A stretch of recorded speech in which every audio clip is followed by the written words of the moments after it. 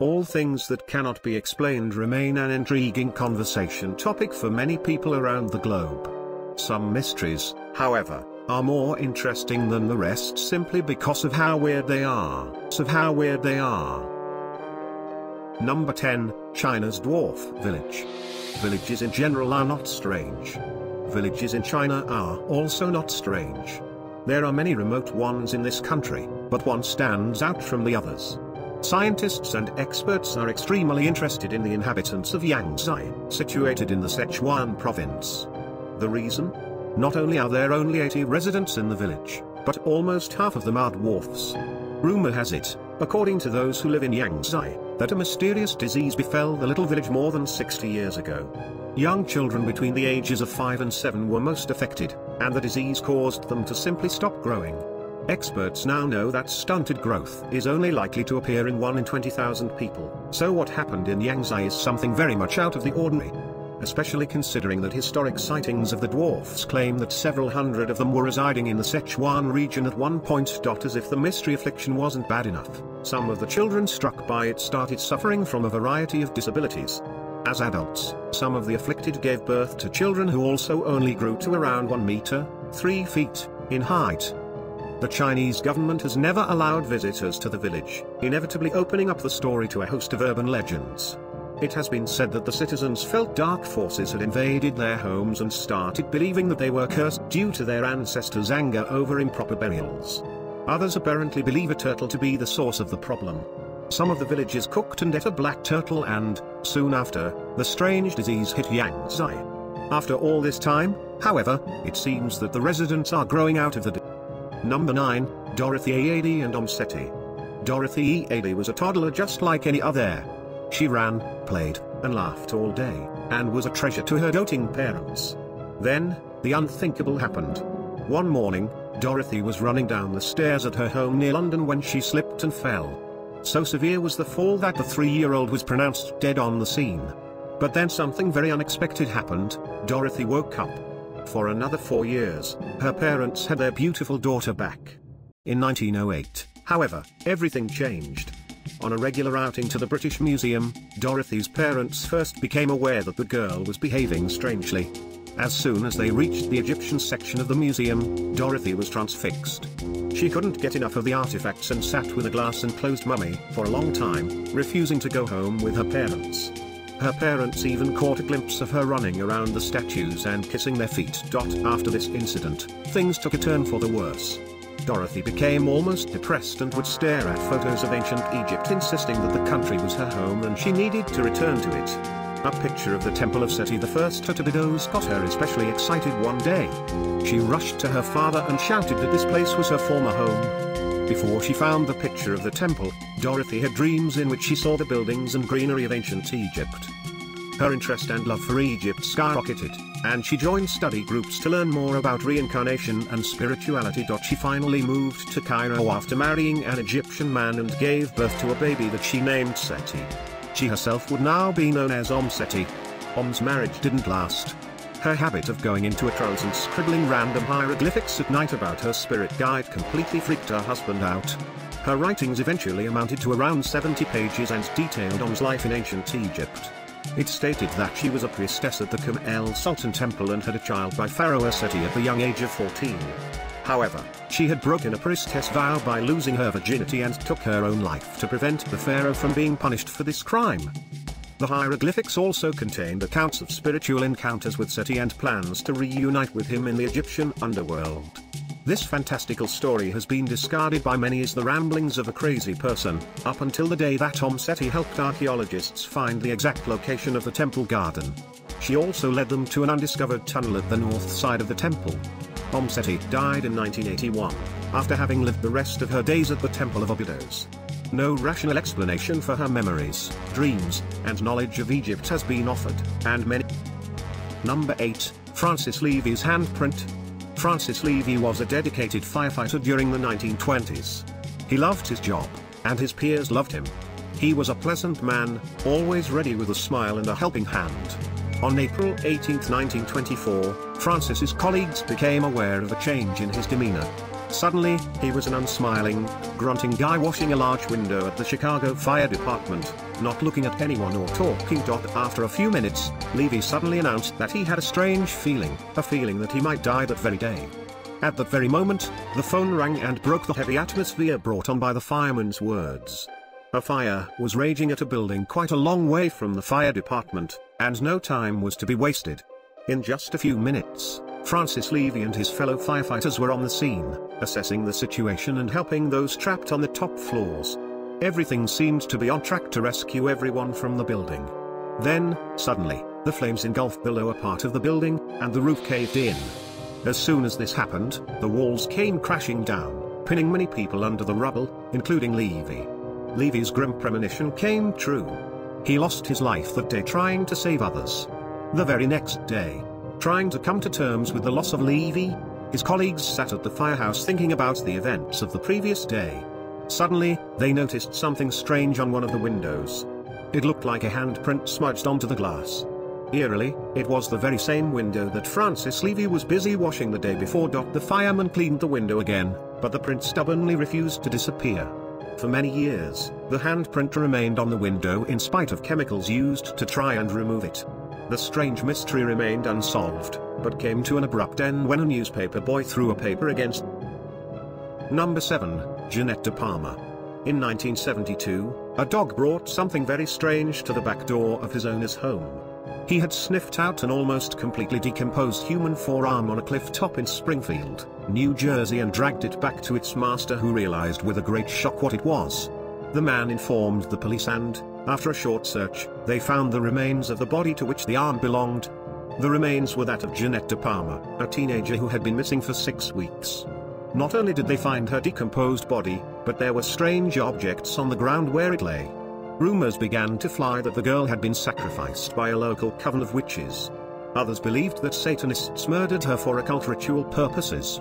The strangest thing about the murder, however, was the fact that no one wanted to speak about it when an article about the incident was in its planning stages. Even after 30 years, people who lived in the area refused to comment or give their opinions on what they believe happened. Not one person who was interviewed wanted their real name used, and this even included the local police department.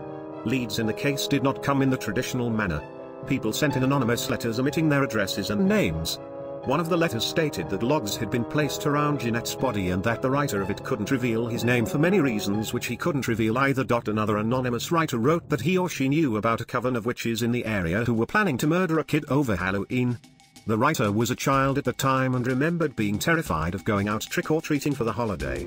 Yet another letter stated that the writer's mom knew De Palma and that they were about the same age in 1972. This letter also mentioned animals being murdered and strung up in the trees after the murder took place. In all of the letters, witches or Satanism was mentioned. One of them reiterated that De Palma was a very religious girl who wouldn't get mixed up with satanic practices. However, the writer also mentions that Jeanette De Palma started becoming a little wild as she got older. The murder of Jeanette De Palma was big news for around 2 weeks after her body was found, and then the absolute. Number 6, Kalaki Village. Something strange is happening to residents of the Kalaki village in Kazakhstan.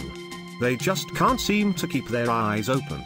Every day, several villagers just fall asleep in broad daylight and remain asleep for at least a couple of hours. Some of them have reported only waking up after a couple of days. There is no apparent reason for these sleep incidents, and more than 100 residents have inexplicably fallen asleep when they weren't tired over the course of a few years. In September 2014, several children who were attending school on the first day of the new academic year also fell asleep for no reason. Medical experts were unable to come up with a verified explanation, much less a cure or form of prevention. Naturally, some of those who suffer from this condition are terrified that they might die in their sleep. Some of the sleepers have reported strange feelings of memory loss, vertigo, and extreme nausea after waking from their sleep. Other symptoms even include hallucinations. In addition to all this, doctors have found that some of the people suffering from this ailment have suffered other health scares such as brain dysfunction and even strokes. The sleeping villages are not good for the economy. Not only are the hours of work lost, but fear is causing many people to leave the area. Radiation levels have been tested in the area, but nothing abnormal has been found. Ongoing investigations have yet to turn up any clues as to why this strange affliction has befallen the little village. In 2015, scientists found high concentrations of carbon monoxide in the town. while the findings aren't conclusive. Number 5. Joe Girardelli. In the early 1800s, Joe Girardelli was the hot new fire act on the block. Taking on a whole new angle on fire acts, Girardelli was able to swallow red-hot objects without it causing her any pain or harm. Those who saw her perform were amazed at what was happening before their eyes. Girardelli was able to rinse her mouth with nitric acid without it burning holes in her gums and cheeks. To prove that she really had the acid in her mouth and not some harmless fluid, she would spit it onto AN where it would immediately start eating through the metal. Girardelli also played around with boiling oil, filling her mouth with it and then spitting it out, causing a minor fire when it landed on wood. Joe Girardelli didn't stop there. All of her acts had to be bigger and better, so she started using hot wax and molten lead. She heated metal objects, such as shovels, over open fires and then pressed them against her skin. She even pressed her tongue against some of them. In all of these acts, her flesh remained just as it was before, completely unburned. She remained a hot topic all over England, and no one was ever able to figure out just how she did what she did. Not even the skeptics were able to prove any trickery on her part. There is no record of Joe's life after she moved from England, and her amazing. Number 4, Loloyan. Something creepy is taking place in the woods in western Switzerland. A man dressed in a military uniform with a gas mask over his face seems to be haunting the place. For more than 10 years now, locals who live near these woods have reported seeing the man walk the same path every day. They have given him the name Loloyan, and they are terrified of him. He doesn't speak, and when he encounters someone, he simply stares at them, and then walks away in silence.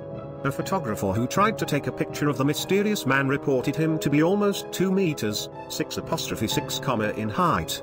Children are too scared to play in these woods anymore, even though the man doesn't seem to be threatening in any way. At one point, people saw him carrying what looked like flowers while slowly walking down the pathway in the woods. According to the authorities in charge of the area, there is nothing that can be done to get the man to leave the woods since he is not trespassing and has done nothing wrong. At one point, his clothes were found abandoned in the woods with a note saying he was leaving because the risk of a hunt for the beast was too great. It is unknown where the man lives, why he wears a gas mask, and why he doesn't speak. Several theories speculate that he might be mentally disturbed or have a skin disease which would cause him to not want to be seen by others. But, until someone gets him to take off the mask, or at least speak out, Number 3, Hoia-Baciu. Believed by many to be the most haunted forest in the world, Hoia-Baciu in Transylvania is the setting for many unexplained, spooky tales. It also doesn't help that the trees are bent and twisted in seemingly unnatural ways, giving the woods a horror movie feel. Several visitors to the Hoia-Baciu have returned from their trip terrified, claiming that burns and rashes have appeared on their bodies for no apparent reason. Some even claim to have skipped a few hours during their exploration among the creepy trees. They have no explanation for why they cannot remember what happened during the missing hours. Many people are truly convinced that ghostly apparitions hang around in the forest, and the locals absolutely refuse to set foot in it. Especially since rumors of floating heads and voices emanating from the darkness started making the rounds. It all seems to have started back in 1968 when Alexandra Swift took a photograph inside the forest of what many continue to believe was a UFO. Another persistent story tells of a shepherd venturing into the woods with 200 sheep, never to be seen or heard from again. Ongoing ghost hunts have turned up no clue as to what might be behind all the weird events taking place here, but paranormal experts are not giving up the ghost just yet when it comes to studying Hoia-Baciu and revealing its creepy secrets to the world. Number 2, Cosmic Radio Bursts. Since their discovery in 2007, cosmic radio bursts or blisters have been a source of fascination to scientists around the world. The 9 blisters that have been studied in the years since their discovery have all been plucked from historical data. Then, in January 2015, scientists announced that they identified the blister in real time. This means that whatever event caused the radio burst to happen was happening at the time that the scientists caught it. It is unknown what causes these radio bursts, and experts have guessed that it might occur due to collapsing neutron stars or flares. The bursts have a length of 1 millisecond and, during this minuscule amount of time, they create the same amount of energy that the sun would create over the course of 1 million years. Emily Petroff, a researcher in Australia, stated that these blisters occur at a distance of more than 5 billion light-years away from Earth, and the real-time blister was noticed near the Aquarius constellation. She went on to say that she and her team will continue looking out for blisters so as to try and gather some information and, hopefully, one day get behind the mystery of their origin. Number 1. Bukit Timah. During World War II, Japanese soldiers stationed in Singapore glimpsed a strange version of Bigfoot there.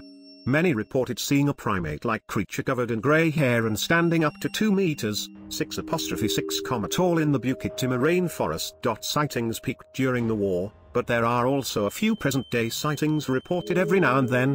The Bukit Timah area is now a biodiverse nature reserve that housed several creatures, including tigers, not too long ago.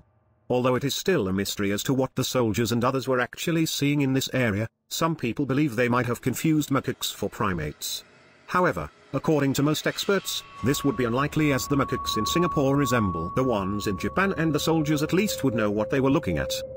The last sightings took place in 2007 when visitors told stories of seeing an ape creature being run over by a taxi and another scratching around in trash cans.